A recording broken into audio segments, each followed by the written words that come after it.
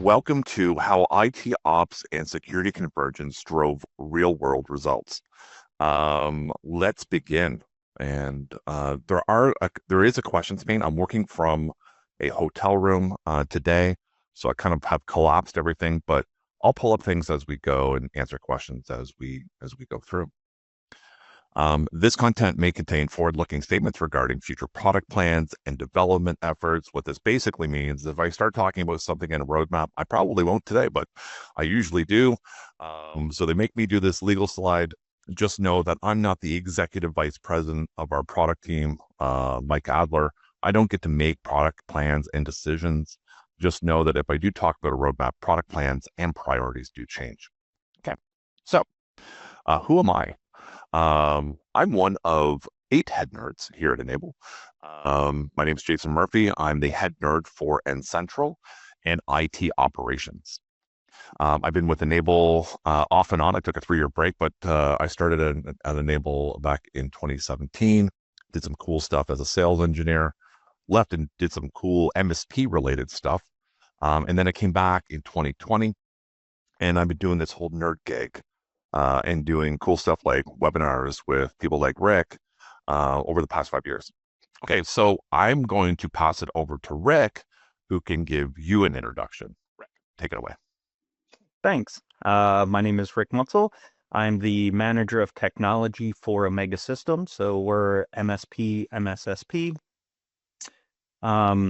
Funky name. Basically, what it means is I manage our technology stack that we use internally and for customer deliverables. I've been with the company going on 13 years now. So I've got to see lots of growth, lots of changes in technology, and I'm really focused on making sure that we have the best deliverables and the best products that we can offer to our customers. Awesome. Thanks, Rick. We're going to get right into things, but before I do, I want to let you know I'm going to do a couple commercials here. I'll make it really quick. Is that we're kicking off our first annual Enable Cyber Resilience Summit. Not cybersecurity. We're going to go with resilience. That's happening on October 16th. So if you're in ANZ or Australia, New Zealand, that will kick off around 9 a.m. Australian Eastern Daylight Time. Or if you're in the East Coast, US, Canada, that will also happen at 9 a.m. Or if you're in Europe, that will happen at 2 p.m. British Standard Time. Okay, so grab your QR code, register for that. I'm really excited. I know myself and Lewis are going to kick off a really cool talk track. So check that out. Now, one last thing is save the date, because I know Rick is excited for April 13th to the 15th. I know I am as well. We're going to be doing some very, very cool stuff at Empower this year. We're going to kind of flip Empower on its head and do some really kind of cool and new stuff. So if whether you're a business owner or whether you're a technician or technical or non-technical, we'll go with, there is something for everyone. And again, we're going to be doing some certification type stuff around cybersecurity, IT innovation, M&A, a whole bunch of great things. So please check that out. And if you want, because there's no QR code on this screen, you can just Google Enable Empower 2026 and you'll find the link where you can register for that. Now, that's it for commercials. So brief agenda. Rick and I are going to riff on security and IT convergence. And then at the very end, we're going to talk about 3 kind of key takeaways, and we're going to open it up and you can ask questions. If you do have questions along the way, I'm going to kind of open up the questions pane here and there and see what you said. Okay, let me go back one here. Okay, so there is increased digitalization, which has posed risks and challenges. What this basically means is there is a rising increase in IT complexity. So if you are at an MSP or if you are in an IT department, I think you all get this. You know, there is SaaS applications, there are on-prem applications. You have people working from home. You have people working from the office. There is a lot going on. You have things like Microsoft, right? And that poses its own challenges around authentication and everything that happens with managing the Microsoft stack. Now, you can see here that that increase is around 55% of IT professionals say they're struggling to manage SaaS sprawl, right? So anybody can hop on the internet and register for an app, either download it or just use the web version. There's a lot of things going on, and being able to control that is really, really challenging. As well, uh, there are, I mean, newsflash, there's increasing cyber attacks. So 60% of SMB owners state a cybersecurity is a top concern. I know I can't speak for Rick, but when I used to manage cybersecurity for an MSP, it was one of the things that kept me up at night. And growing data management. This is basically data sprawl. So there's a projected CAGR of 25% in the global data volume. Things are growing. I'm sure AI is also helping increase this as well. So it's one of those things that protecting the data is a serious challenge right now as well. Now, we did talk about SaaS applications, which is listed here, but if you go to the very bottom center, if you look at that SMB or mid-market, you had traditional perimeter, right? You endpoints, servers. You typically look at firewalls. The internal on-premise traditional perimeter, and then you had kind of a more modern, right? You had applications, websites. You had things like Azure AD, mobile. But now we have this expanding perimeter. You know, if you're in the certificate business or if you manage certificates, by 2027, those will start expiring over 90 days. I think it's 90 days. I don't correct me if I'm wrong, but I think they want to make it even less. yes, they do. It's going to be changing very quickly. Yeah. So managing all of that is going to be a challenge, and obviously certificate automation is going to be paramount. But just know that, I mean, this landscape has changed, right? SaaS, and we brought that up, right? Collaboration tools like Teams or Slack or Discord. Being able to ensure your own data residency, right? Like what is most important to your business and keeping that protected. And when you have these kinds of tools, anybody can do sharing, right? So, you have digital supply chain attacks. Um, Obviously, there's the advent of IoT. No, that's not new. I mean, IoT has been kicking around for well over, I would say, close to a decade now. But keeping that under management is a serious challenge as well. Now, I won't go through everything, but I did want to kind of talk about this one as well. Now, one thing I do want to also identify is that maybe you're new to Enable. Maybe you're a co-partner. Maybe you're using one of our tools, or maybe you're not using anything. So I want to do a kind of a quick identification of kind of who we are, right? And you have to think of Enable in three different ways, right? One is endpoint management, the other one is security operations, and the last one is data protection, right? And you can see at the top, manage, secure, recover. And that is what Enable is laser focused on. So when you start breaking some of this down, endpoint management, typical UEM, as we call it, Unified Endpoint Management, or traditionally known as RMM, remote management, right? Patch, vulnerability management, automation. When you start looking at security operations, endpoint protection, EDR, and then you can start layering in things like MDR, XDR, and mail and identity protection. And if you're not familiar with Cove, our data protection product, typical backup, but also disaster and cyber recovery. Also cloud recovery. So if you're wanting to protect those mailboxes, for example, and there's more and more coming on cloud, like, if you're in the Google Workspace, we're going to be able to take care of that as well soon. And then you can see across the bottom all of the things that we can really manage and handle for your business today. Now, again, uncompromised control and security is what we are laser focused on, that manage, secure, and recover. Now, we're going to get into it. So we did a little intro, Rick. Now we're going to talk about the convergence. And what that really starts with is driving culture and organizational change, right? So when you start looking at, we're going to start with people. Probably the toughest part, right, is that in business, we have to hire people and we have to organize those people. And oftentimes we have to drive culture and organizational change. And Rick, I kind of want to start off in, I won't call it ancient history, but you have been doing this a long time. And obviously, so have I. When you look back, right, what kind of prompted, like, you obviously understand that things have changed over the last 5 or 10 or 15 years. And then when did that change occur around, hey, we need to do something new. We now need to do this MSSP thing. And I would say that is kind of a traditional model. Like you're either IT ops MSP or your security ops MSSP. So talk about a little bit about that history and how that kind of came together.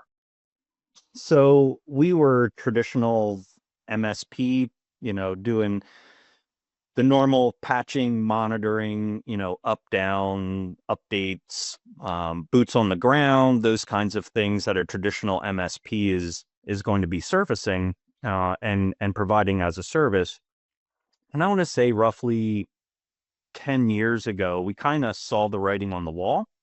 We do a fair amount of business in kind of the financial sector, and we're constantly seeing a need for managed networking, managed security, and we wanted to be able to also provide that to our clients that we're doing instead of having them go to a third party vendor. And so we kind of started crafting those service offerings. We put a smart in front of everything, so we call it Smart Secure. That's our managed networking offering, and that was kind of our first kind of getting into that whole MSSP space of delivering managed firewalls, having a SOC to align with that, doing change management controls, doing vulnerability scans, all the things that you kind of see coming down the pike from a regulatory perspective in the financial sector was really our first go at the whole MSSP space. And then it's kind of evolved from that based on customer requests and kind of, we read the tea leaves of what we think is going to be coming down. And as we've continued to expand into different verticals, we're also trying to align our services along with that. And so really kind of seeing and projecting where the space is going, both from regulatory customer requests and then also where do we want to go as an MSP? That has morphed us, we'll say about 10 or so years into that MSSP space. Perfect. And as we're talking about people and organizational change, when did that start? Pardon me. When did that really kick off for you and Omega in terms of, hey, traditional MSP, but now we got to do something different? And maybe even talk about like how did you put it together? Yeah, so we kind of put together the core service offering to like here's everything. We want to do everything. So we'll provide you with the firewalls. We're going to provide you with the management platform. We're going to provide you with change management controls. And then we saw a much lower barrier from a price point. Customers also wanted that, but to hit a certain price point, you kind of have to peel back what the core offerings there are versus what's included. And we started crafting different levels of service in that. And then it just continued to expand. And it's one of our core service offerings now. It's almost like you get the normal MSP, like we're an enable partner. So here is enable, and we're going to put in central, and we're going to do patching and monitoring and all that kind of stuff. But really you're getting both. Any kind of net new logo that's coming on is getting both sides of that fence. And then as we continue to expand out from there, it wasn't just managed firewalls, because I really like the slide that you had kind of towards the beginning of, I call that like the security onion. Like here's where we were before with like we need to secure the on-prem resources. And then things like, I don't know, a whole global pandemic occurred, and that whole with, you know, securing that very finite office space, right? Now everybody's global. So that blew everything out of the water. Now, what do we need to secure? And we need to pivot and make sure we have the ability to secure those people. And Yeah, then, and sorry to interrupt. And yeah, that was almost like a kick in the pants or an awakening, right? At least from an IT perspective, security perspective as well, because hey, we also need to look after things in this hybrid, and a lot of businesses weren't set up for work from home or what have you. So how do you start managing people, from their home office, from their house, from their kitchen table? I remember just having a flashback of my daughter sitting at a little table in kindergarten, grade one, and just doing her lessons over a laptop. Like it was unreal. And and I think we need to talk about the people part of this. Is like, how did Omega kind of one deal with all of that, but there was now a change, right? You had to adapt. How did you kind of assemble the kind of the team mechanics to be able to one deal with that, but also look after this growing security piece? we expanded. There's really no other way around, getting all of these moving parts that are kind of aligning with mobile workforce. Kind of going back to that people perspective, Mm. the workforce that we're assisting to secure has changed drastically as well. And so we've seen as people have, Apple has done a fantastic job of marketing through the schools. And so kind of what I equate that to is, we again dating myself a bit, like Apple IIe's. You learned in school on an Apple IIe, and then now the kids are learning on iPads, and Mhm. they're using Google Workspace. They're not in the Microsoft ecosystem. So when they become employees at a company in a workforce, they want to use what they're used to using. And so that's also shifted. That culture and the people revolving around it is more, I hate the word agile, but like we want to be agile and we want to use what we want and where we want and when we want. And so kind of wrapping the security around the ability to do that, you need to scale or outsource, kind of the two perspectives there of your SOC services. And so if you need to hire people, figuring out all the cogs that go around that and expanding, or outsourcing, and again figuring out how you can scale that as your clients are also scaling.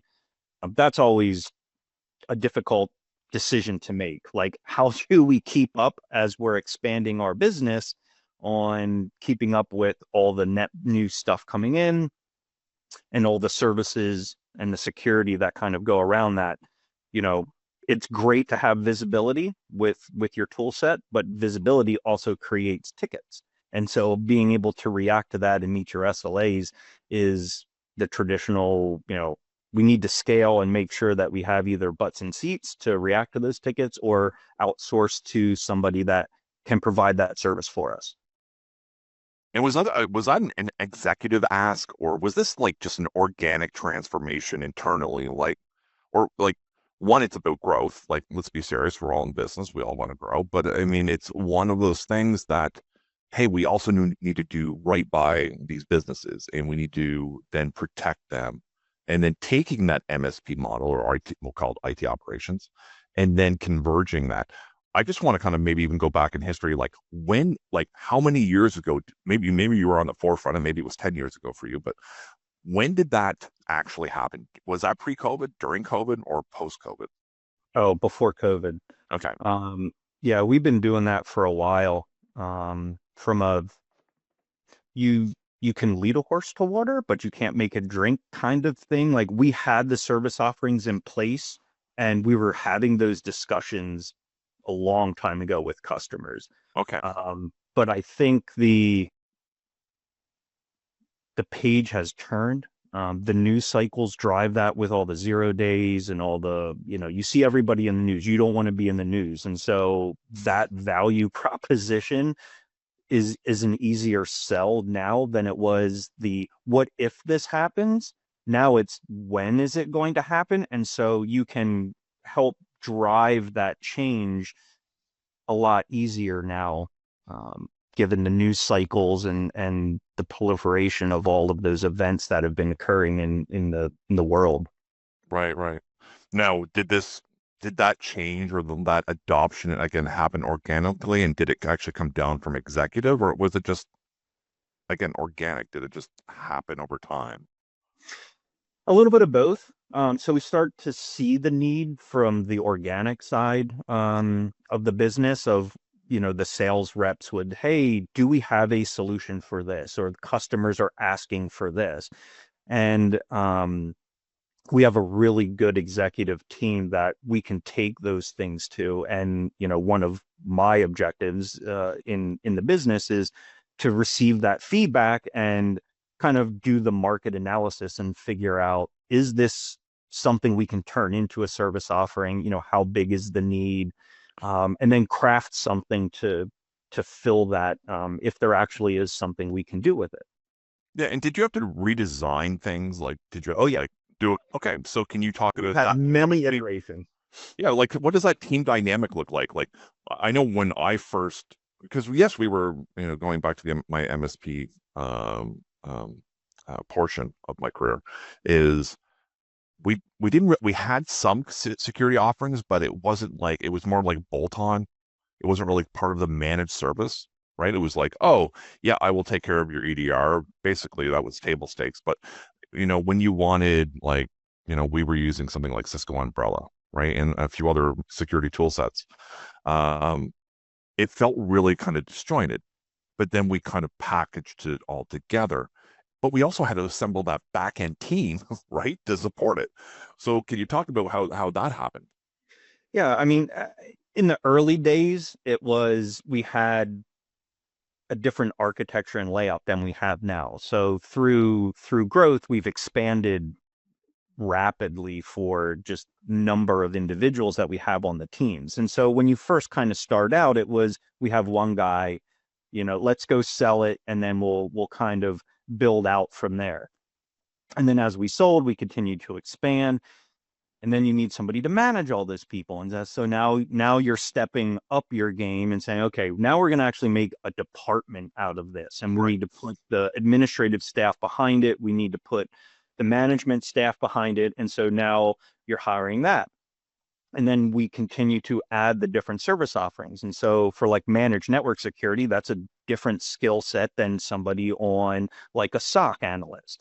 And then you have compliance, and that's a different skill set. And then so now you're kind of feeding the buckets of those individual skill sets, and then that gives you the ability to scale those individuals, and then also promote from within.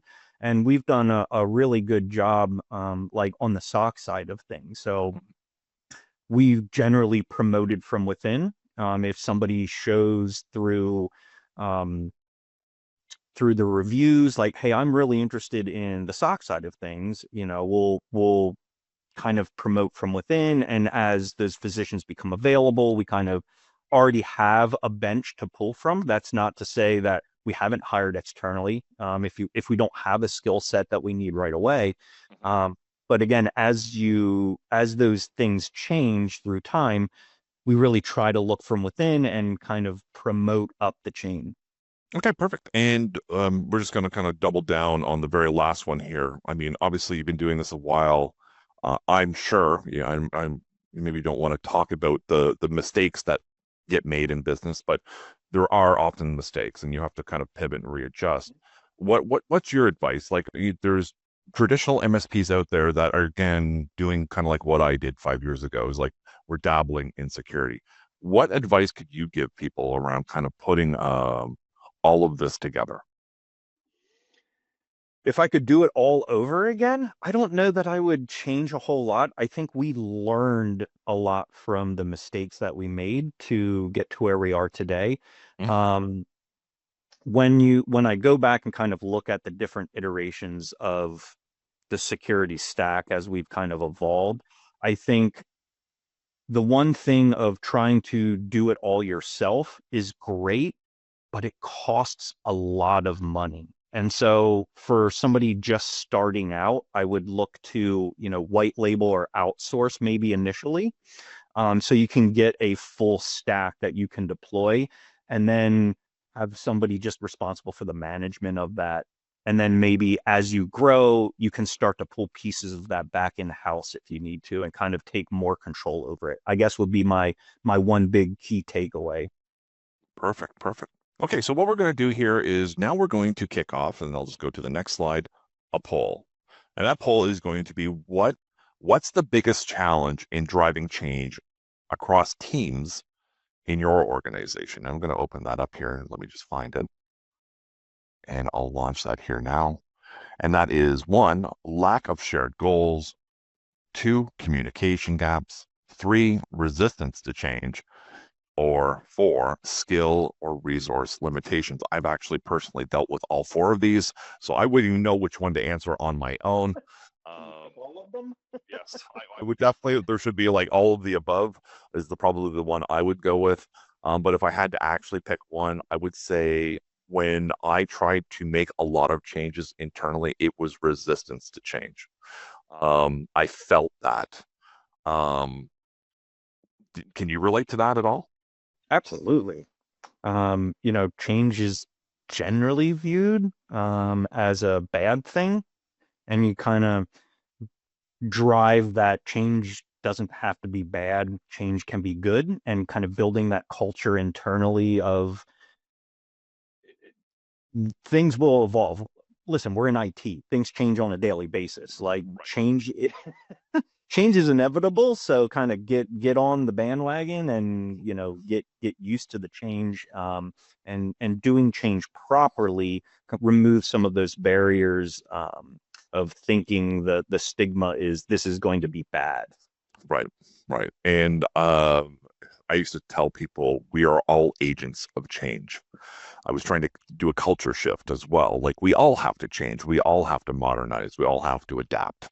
And again, I think technicians are very comfortable in like the here and now, and sometimes that change is challenging. All right, so I'm going to close that poll. And we're going to move on here. Let me just make sure everybody can see what I'm seeing. Okay, perfect. Now we're going to talk about number two, process, or if you're in Pennsylvania, I'm sure you say process. So Process. there we go. All right.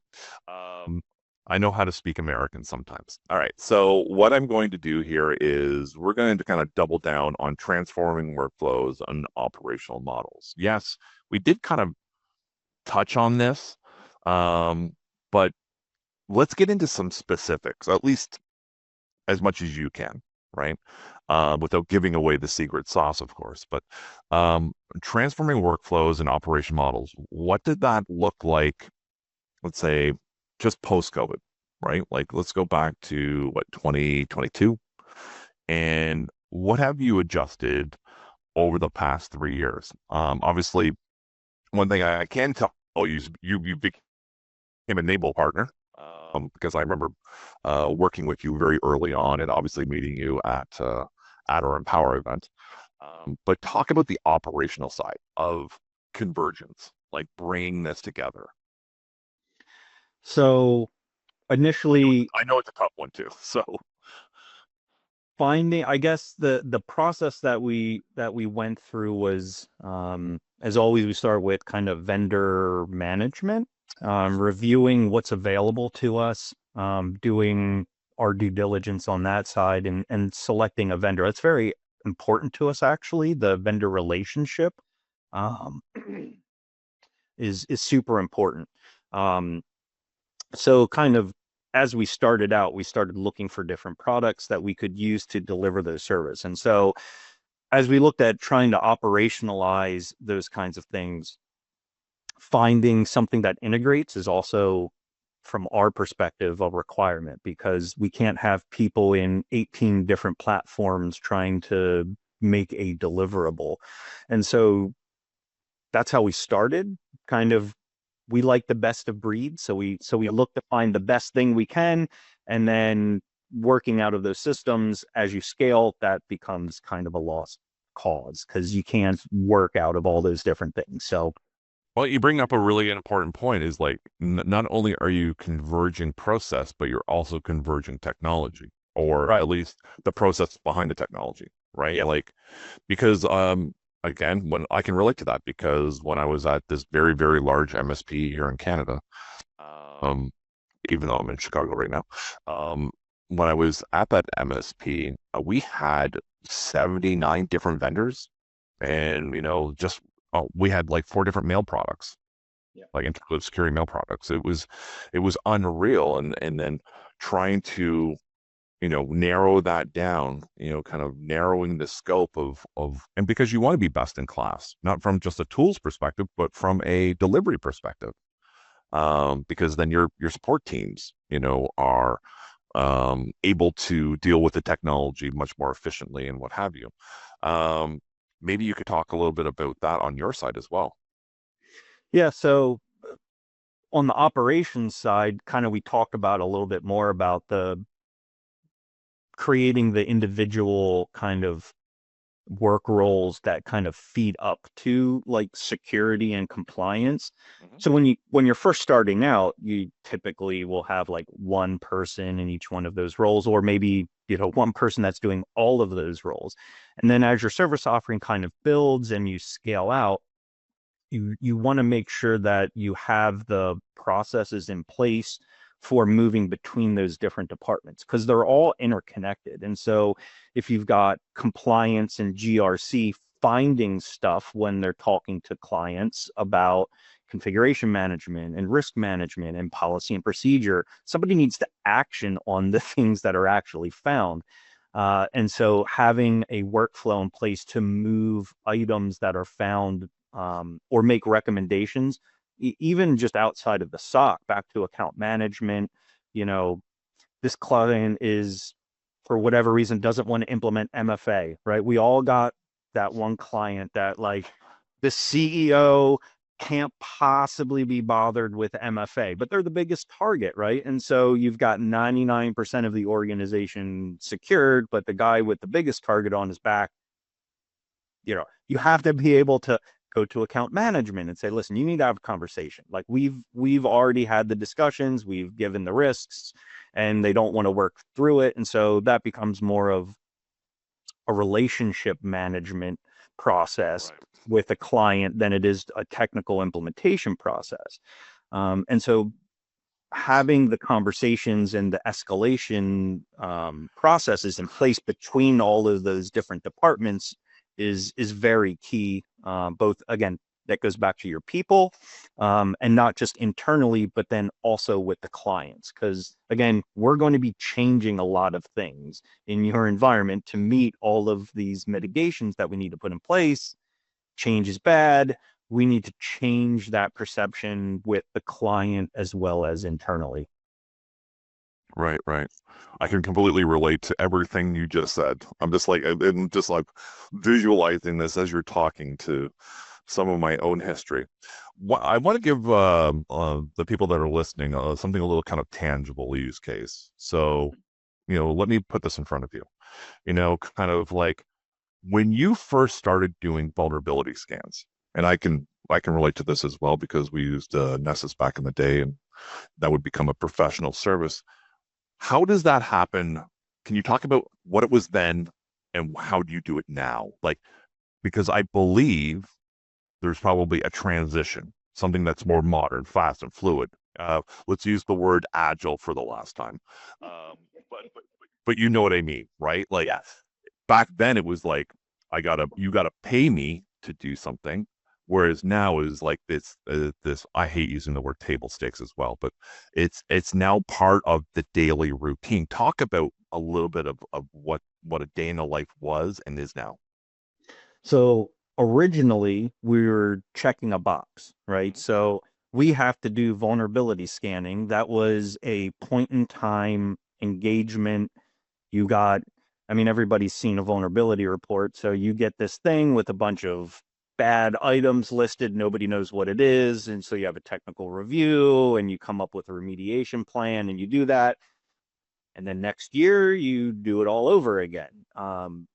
Bringing that forward, it's a continuous model. And if you really start digging into what the regulations are moving towards or are now after these revisions, is vulnerability management is continuous. It can't be checking the box to be once and done per year kind of thing. Mhm. You have to do it continuously, and continuously meaning reoccurring, whether that's monthly, quarterly, weekly, whatever that engagement is. The problem with that is you're going to find those problems, and your remediation has to be effective. So if you write a policy and a procedure for vulnerability management, that's based on, we'll say, like risk. And so if you have a CVSS or EPSS score of 8 or above, then I need to remediate it in X amount of days. Great. Sounds perfect on paper, except when you actually have to do it. And now your frequency that you're doing the scans and you're discovering vulnerabilities, your remediation has to match your policy and your procedure. So now I've got 24 hours to remediate all severe or critical vulnerabilities. That becomes unmanageable Mhm. almost entirely if you're in a large organization. And Right. so taking production systems down every 24 hours for whatever the flavor 0 day is of, that day, you're going to have to, business impact needs to be also incorporated into your risk management policies. One other question, was remediation a professional service back then, and is it a professional service today? Back then it was an engagement. So that was kind of a rate. It was scoped out as really a project to do the vulnerability scan and the remediation, professional services. Now it's a service offering. So we include that in, so again, we put smart in front of everything. So we Mhm. have like a smart compliance as a service. And so we include vulnerability management in that. And so we will detect those. A customer can choose to incorporate certain amount of hours for remediation in their contract if it's something that's within the scope of, we'll say, normal managed services. So like it's an Adobe update or Windows updates or something like that. We'll generally cover those under the support agreement because those services are kind of included. But as you kind of scope out from there, depending on what the vulnerability is, there may need to still be a scope put in place to perform remediations if a customer doesn't have that within the scope of their support contract. And okay, so you're making now you're talking like I'm got all these ideas to riff off of. So I'm trying to focus on which one I think what I want to do is actually focus on like just the kind of the transforming of the workflows. Yeah. Is this because I know how you guys operate and how efficient you guys are. Is it because you do more automation? Can you talk about how the automation has maybe transformed or allowed your operation to be more efficient? Specifically, just we'll use the use case around vulnerabilities. Like, yes, you're able to identify things much faster. In fact, vulnerability management in Central does a scan every 6 hours. But the other part is the remediation piece because you're doing it as a service. It's part of the compliance package, I believe you said. Mhm. Like, how does that look? Like, is it automation that is really the game changer in that respect? Yes and no. Okay. So you can automate to a certain degree, but at some point, depending on what the remediation is and what the detection is, very often there's going to have to be some kind of scheduled downtime. Something's not included in it, or it has to be manual. You have to download firmware. You have to, do firewall or switch upgrades. Your hypervisors need to get, and those kinds of things.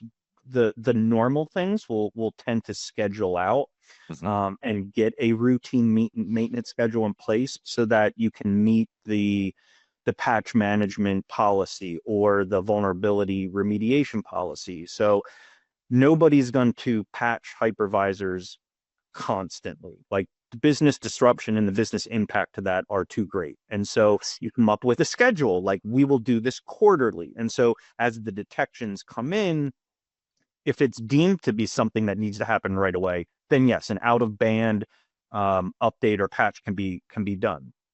Okay. But outside of that, you make a note in your vulnerability detection and say this will be addressed next quarter, and then you review that next quarter to make sure it actually was resolved. Same thing. Sorry, I didn't mean to interrupt. Go ahead. No, go ahead. I mean, the same thing happens with networking equipment. Switch firmware updates. You're not going to take down a core switch. I mean, you may have HA, and maybe you can do that. And Right, again, depending on the configurations, you can do that. But for an SMB, you're not going to be doing that all the time. right, right. And obviously you're not going to do it in the middle of the day. No, it was just one of those things as you were talking. It's like, automation is a huge piece of it, but compliance and also working with your key stakeholder around how this is going to operate is key to this as well. Yep. And that, I mean, the very last one you can see on the list here is quantifiable results. Like, how does Omega paint one an operate, let's say, an IT operational picture and also a security operational picture? And is that one picture now? Is it two different pictures? We have combined those two, and so that compliance as a service offering that I was alluding to has many different components that feed into it. And so we're not managing vulnerable.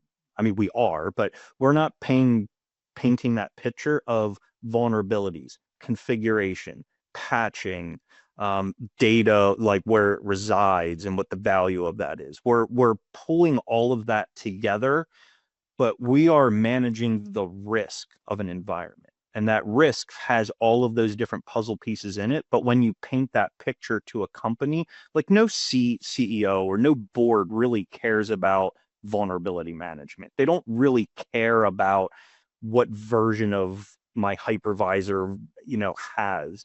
Right? They want to know what the impact to the business is going to be, and are they willing to accept that risk to not impact business or production and what that dollar amount is going to be. And so that is what the conversation needs to be. So here's how much data you have. If it's compromised, here's how much it will cost you. Is your liability insurance going to cover that? Probably not when you actually add it all up. So there's a conversation to be had about, are you properly insured? Do your policies and procedures meet whatever regulatory body that you are beholden to? And so having that conversation, right? And so putting all of that together to present a risk number, whether that's in dollars and percentages, whatever of that, and then working back from there on how can we make that go down. What the picture you have to paint as an MSSP is that number is being worked on. We're trying to make that number go down. It doesn't really matter what the number is, to be completely honest. The value is reducing that over time because we all want reoccurring revenue. And so the value of those services is reducing the risk and liability to a company. So while Omega understands the technical risk, right? CVEs, vulnerabilities, let's say poor process, what have you. While you can understand that piece, you also, oh, I'm sorry, give me 1 second here. Um, I thought I was on do not disturb here. Pardon me. But it's one of those things here where you paint the picture as business risk, right? Yes. And that is more consumable to a leader in business, right? Yep. Because that is financial. That is something that really kind of grabs their attention as well. And I won't call it FUD. This is business and nobody wants to lose money. And if you can paint that picture in dollars and cents and come at from it that lens as opposed to a technical lens, right? Because then that just turns into noise. Like, yes, I know I have problems and or, I can only budget for so much. But when you start painting that picture around business risk, it now makes more sense, right? And it also helps drive the remediation, right? And so you get a vulnerability scan and it's 700 pages long. Where do you start? Okay, traditionally, I want to take care of all the critical, and high vulnerabilities. But when you tie all those pieces together to make your remediation efforts as efficient as possible, you may not target all of those the same. And so where your data resides or where your misconfigurations are, coupling all of that together to create a risk that is actually relevant versus I need to drop everything and patch my hypervisors. Right. Why? Like, do I actually need to do that right now because of a perceived risk? Or do I actually have data that, if exposed, if this vulnerability is used, will actually impact my business? Awesome. I wish we could talk on this for another 15 minutes or 20 minutes, but obviously we're allowed the hour here. So we're going to move on to a poll. Okay. So what's your top priority when optimizing workflows? And let me just launch that poll here now. And I'll read it out to you. Okay. One, reducing manual tasks. Two, improving response times. Three, increasing visibility. Or four, enhancing collaboration. Which one would you fall on in terms of your top priority when optimizing workflows?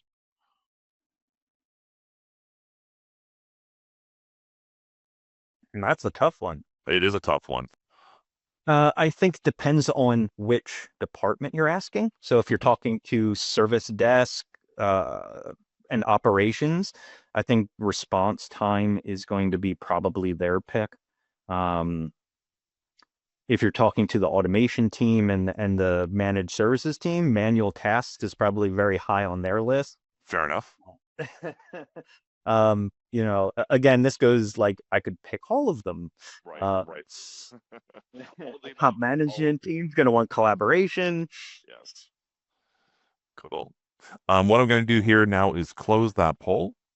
And what we're going to do here is, let me just check the audience view. Okay, perfect.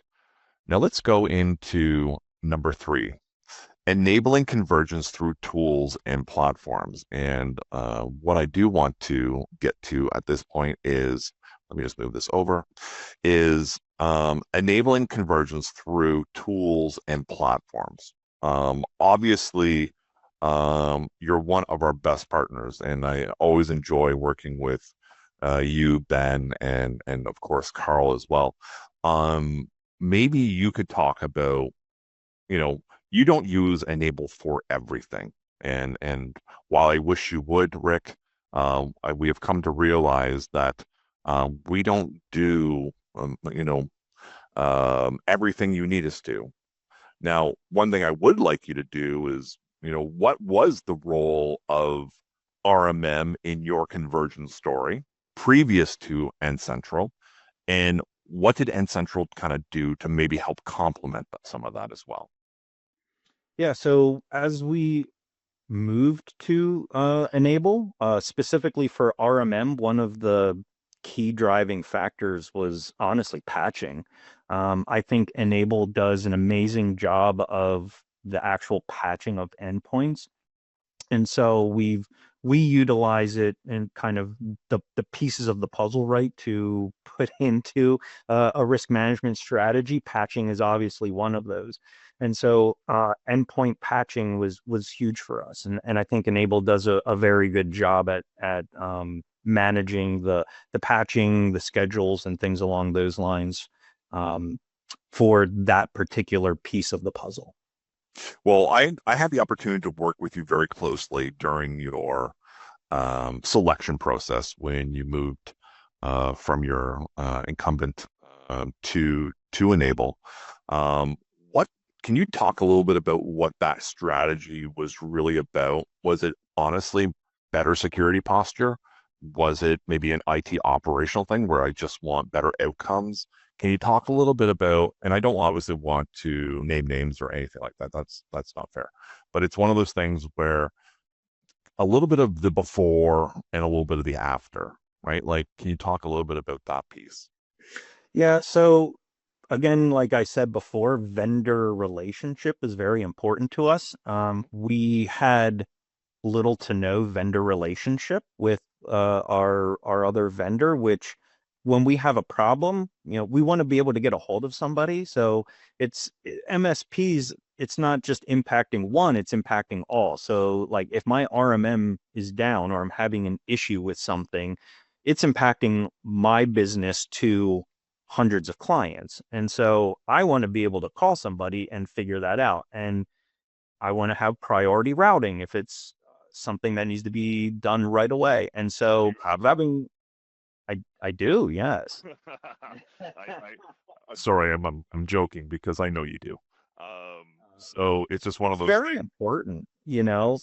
from an MSP perspective. And so having the relationship, having the ability to reach out to somebody and just grieve over something that you need addressed, right? And being able to discuss business and operations and have an input into where and development, this would be great if it could do this, right? Like those are all very important to us. Um, and obviously the technology actually has to work, but that relationship is really key, and we look for that as one of the key drivers when we do due diligence. Yeah, it is a one of the, I would say the main differentiators between Enable and kind of our competitors, right? Like, um, I make myself pretty exclusive and available to our partners. Hmm. I'll give you a prime example. I was in Raleigh, North Carolina, doing some videos for our marketing team, and a partner called me on my cell phone because my put my cell phone on my emails, and he looked me up and called me, and he was in a very, very tough situation with one of his employees, one of his administrators, um, and he needed me to effectively, to cut to the chase, he needed me to shut down his server. Um, so while I would never typically do that, I had such a good relationship with this particular individual that I knew that I could go ahead and get that done for him. So it's one of those things where when things hit the fan, you definitely have, that ability, right? So I think that's a good key point. And while that is not necessarily a technology, it is definitely part of the process of determining technology, right? There's people behind technology. Cool. Can you give me an example where in central, kind of the in central data, the ability to get things out, kind of changed a security decision or helped you? I've worked with you, maybe not recently, but historically on some uh, data aspects, specifically around Power BI. Can you talk a little bit about that part? Because that is a major piece of, I think, how Omega does things. And I would say that's I would also say that's one of the major differentiators that I think you do that maybe a lot of other MSPs aren't doing. Yeah, we try to be as proactive as possible, where we can. And so having a system that has all of the information in it, um, like prime example, rewind, the clock back, like log4j, when that whole fiasco was going on, like I remember. what do you do? How do you find it? Like, who has it? It's not something simple like, oh, this version of Adobe needs to be updated, right? And you handle that through third-party patch management. Like, yeah, now we got to figure this out. And so, we made a script and in Central, we captured the information, we wrote it to a data field, and then we audited that. And we talked to our customers like, hey, I don't know if you've seen this yet, but the world is burning down about this thing called Log4j. We found you have these old versions. We need to contact your vendors about getting software updates. Like this needs to be addressed as a priority, right? And so Mm. being able to be proactive about those things. We do a lot of custom scripting to capture that kind of information, like all the firmware updates that needed to be happen. We pull that in through SNMP on the monitoring side of things through N Central. Um, any one of those flavors of the month of what needs to be addressed, because the information is in there in one place, we can get that data pull out of it, whether it's proactively making a monitor and a self-healing action to just go fix it automatically, or just getting the data to give to the account managers to get something scheduled to Mhm. perform a remediation if it's going to be business impacting. Like that's a pretty routine task for us. Even, I mean, at Windows 10, again, prime example, like if you haven't already had those conversations with a client for the past year about replacing those machines, why do they need to be replaced? What is the timeline? What is the impact and the scope of that going to be for a client? Like we pull that on a daily basis and we give that to the account managers of like, here's the progress, for each client. And then here's what's going to be left. And then, do we need to get proposals out for hardware replacements? Because, you can drive some revenue with that, those kinds of things. Awesome, awesome. And only because we're getting a little short on time, if you could quickly summarize what other technology has been instrumental for Omega, that can be enable or maybe even just do a shout out. Like what has been kind of maybe an Omega game changer along the way? Yeah, so the I kind of talked about this before, but the ability to present risk to a client versus just those individual pieces. So we have a software platform that we use that does that for us. So we use Enable to deploy that agent, Mhm. but then we manage that through this platform that captures all that data. So it's capturing vulnerabilities, internal, external on the network.